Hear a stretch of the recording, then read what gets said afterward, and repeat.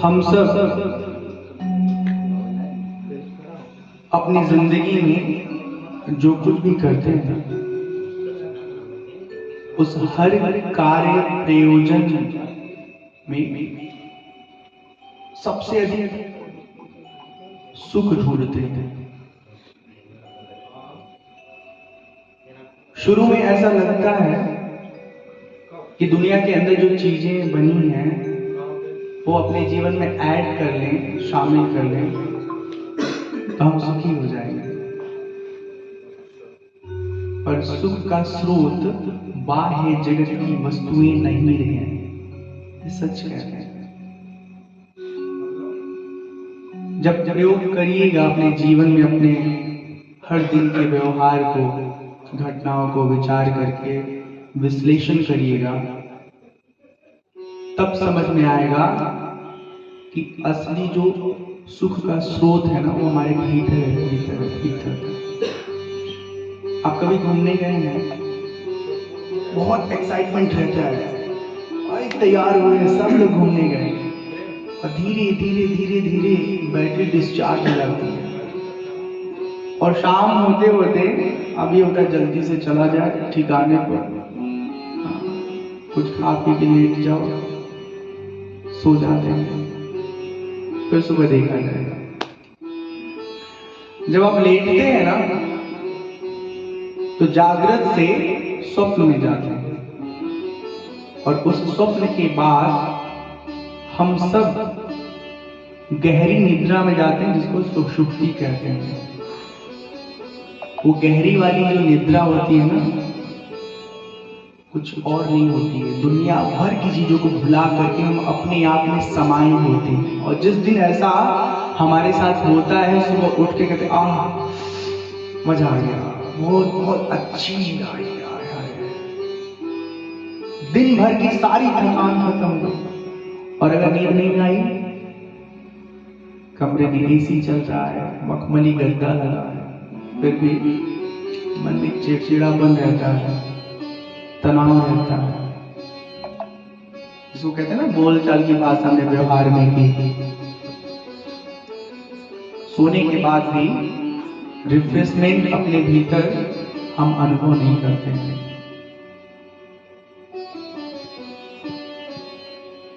ये जो अपने से मिलने का ये बहुत अल्पकाल का ये हमारा आत्मसंग होता है ना, इसी को बढ़ाना है।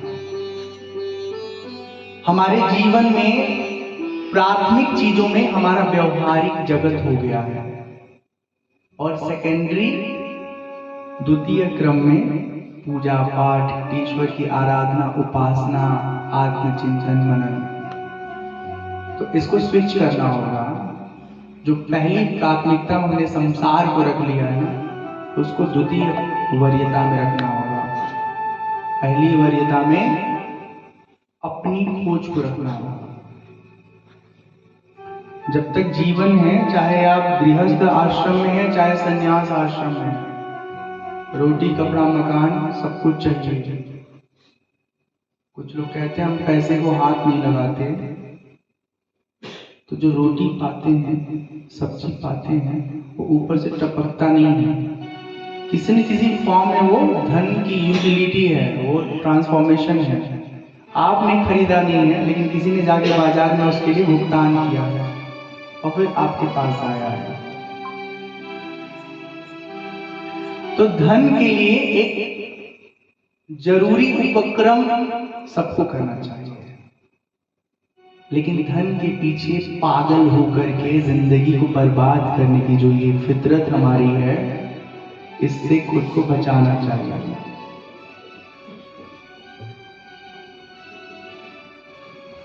कमाने की दुनिया में बहुत सारी चीजों को हासिल करने के लिए कोई सीमा नहीं है, कितना हासिल करेंगे।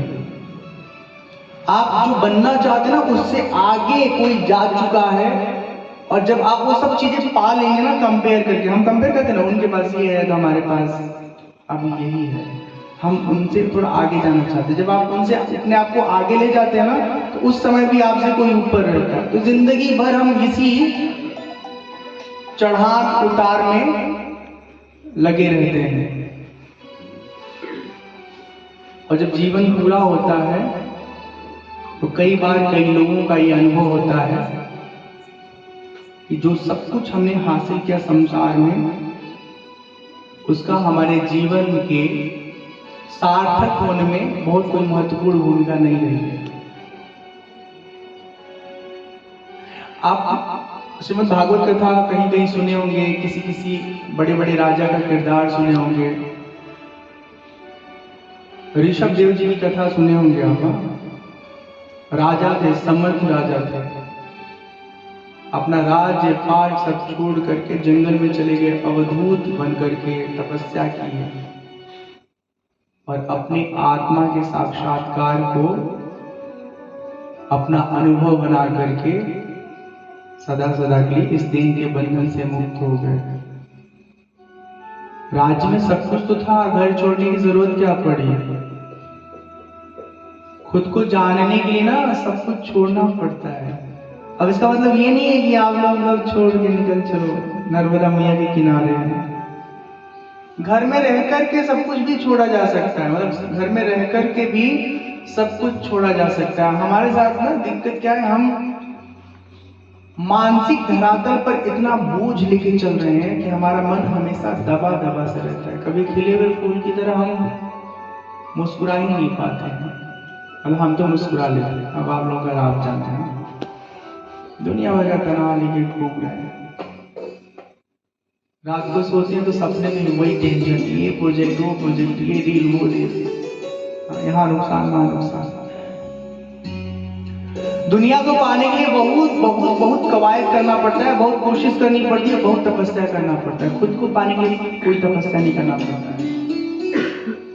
खुद को अगर पाना कोई चाहे ना तो दुनियावी सारी चीजों को उतार के कहीं टांग दे। जैसे कोई बहुत धनवान है, जब वो अपने आप को ढूंढने बैठे तो वो धनवान वाला जो उपाधि है ना उसको उतार के थोड़ी देर के दूर रख दे। जब दुनिया में जाएंगे तो धनवान बन के जाएंगे, लेकिन जब खुद से मिलने की बात होगी तो हम धनवान नहीं बनेंगे, हम केवल वो साधक बनेंगे जो दुनिया की हर चीज को उतार के किनारे कर दे। केवल आत्म स्वरूप में हम अपने आप को देखने की कोशिश करेंगे। थोड़ी देर के लिए विचार करिए, हम कौन हैं? कौन है हम? चुन्नू मुन्नू गुड्डू सुड्डू नीडू पिंटू, हम ये नहीं हैं। ये हमारे देह की पहचान है। बचपन में किसी ने कहा ए चिंकू, बड़े बड़े नाम रख दिए किसी ने, ऋषिकेश, श्याम सुंदर, प्रेम प्रकाश। वो हमारे शरीर की पहचान है। हमारी पहचान ये है कि इस शरीर में रहने वाले हम जो हर चीज का अनुभव करते हैं,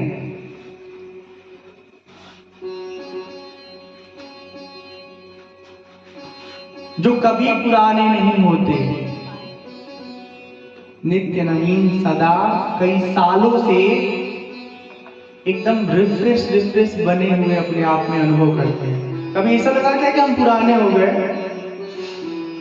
कपड़ा पुराना हो जाता है, कलर फेड हो जाता है, मन नहीं होता कि अब पहने इसको, हटाओ नया वाला निकालो। भोजन चाहे कितना भी ध्यान से आप उसको रखिए, थोड़े समय के बाद वो खराब हो जाता है। संसार में बनी हर चीज खराब हो जाती है, लेकिन जो हमारी आत्मा की स्थिति है ना वो कभी नहीं बदलती। वो न बदलने वाली जो हमारी आत्मा है वो कुछ और नहीं है, हम ही हैं। और यही ज्ञान अपने भीतर हमेशा बनाए रखना है। तब फिर कोई कहेगा ओए सावले भैया थोड़ा किनारे होइए, तो आपको ये नहीं एहसास होगा कि अरे हमको सावला बोल रहा है। मजाक में कई बार चिढ़ाने के लिए होता है। कोई कहता है हेल्दी भैया थोड़ी थोड़ी दूर होइए। रूड भाषा में हम बोलना नहीं चाहते, थोड़ा उसको हल्का फुल्का सुनने लायक बोल रहे हैं। आप कहोगे अरे ये शरीर मेरा हेल्दी है, हम थोड़े ना हेल्दी है। कोई आपका मान कर देगा तो आप फूलोगे नहीं, इतराओगे नहीं। कोई अपमान कर देगा तो आप सम रहोगे। इस शरीर को इसने अपमान किया है, हमें तो ये कभी पा ही नहीं पाएगा। आत्मज्ञान होने से व्यक्ति के भीतर समभाव की स्थिति आती है, उसके भीतर बहुत दृढ़ धैर्य उत्पन्न हो जाता है, अपने कार्य में लगा रहता है। आपको आध्यात्म में आगे बढ़ने के लिए सबसे जरूरी है स्वयं को जानिए। और अगर कोई स्वयं को जानता हो ना तो वो संसार में भी बहुत अच्छे से आगे बढ़ जाता है। हमारी बातें अगर समझ में आ रही है तो ठीक है, और गोल गोल लग रही हैं तो अलग से कुछ सवाल आप लोग कर लीजिएगा। बातचीत का जो शीर्षक है हम कौन हैं, कभी कोई से पूछिए आप क्या, हम कौन हैं। कितने लोगों ने कभी विचार किया हम कौन हैं? हाथ उठा के बताइए, शर्माइए नहीं। कभी नहीं सोचा ना? सोचना शुरू करिए। मंदिर में जब जब वक्त मिले तब तब जाकर के खाली भगवान का नमस्ते नहीं करना है, अगरबत्ती लड्डू नहीं चढ़ाना है। वो सब चढ़ाने के बाद 10 मिनट 5 मिनट बैठना उनके पास। वहां हजारों लोग पूजा करते हैं। उस उपासना साधना से एक अलग तरह का प्रभाव होता है, दैवी प्रभाव। वहां थोड़ा बैठ करके ना भगवान के वहां पे दिव्य प्रभाव को अनुभव करिए, तब आगे हमारा कल्याण होगा। हमारा कल्याण मतलब क्या? संसार के भीतर जो मोह माया है ना हमारे हृदय में संसार के प्रति, ये छोड़ रहा है कनेक्शन, जरा इसको पकड़ लीजिए। उसको जितना कोई कम करेगा उतना ही अपने जीवन काल में सुख का अनुभव करेगा। जिंदगी का क्या हाल है? कुछ नहीं मालूम है, कितने दिन, कितने पल, कितने साल हम जिएंगे ना। एक बहुत सुंदर भजन है, जिंदगी एक किराए का घर है, नहीं नहीं बदलना पड़ेगा। कर्म अच्छा रहेगा तो घर और अच्छा मिलेगा, और कर्म खराब रहेगा तो घर और बदतर मिलेगा।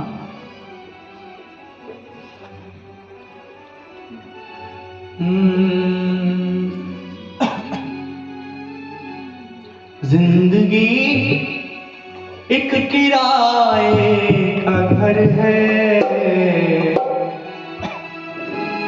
एक न एक दिन बदलना पड़ेगा। मौत जब तुझको आवाज देगी, घर से बाहर निकलना पड़ेगा। जिंदगी एक किराए का घर है, जिंदगी एक किराए का घर है, एक दिन बदलना पड़ेगा, एक दिन बदलना पड़ेगा। मौत जब तुझको आवाज देगी, मौत जब तुझको आवाज देगी, बाहर निकलना पड़ेगा, बाहर निकलना पड़ेगा।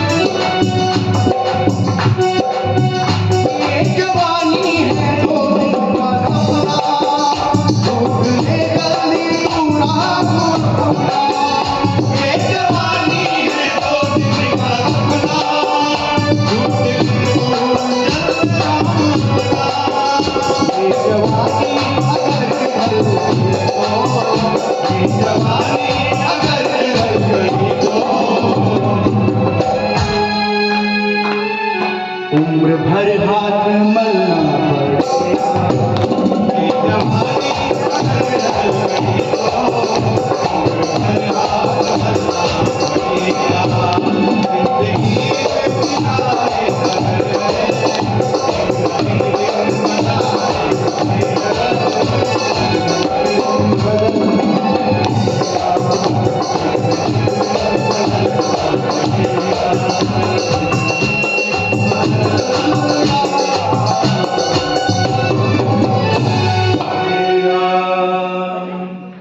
जिंदगी एक किराए का घर है, एक दिन बदलना पड़ेगा।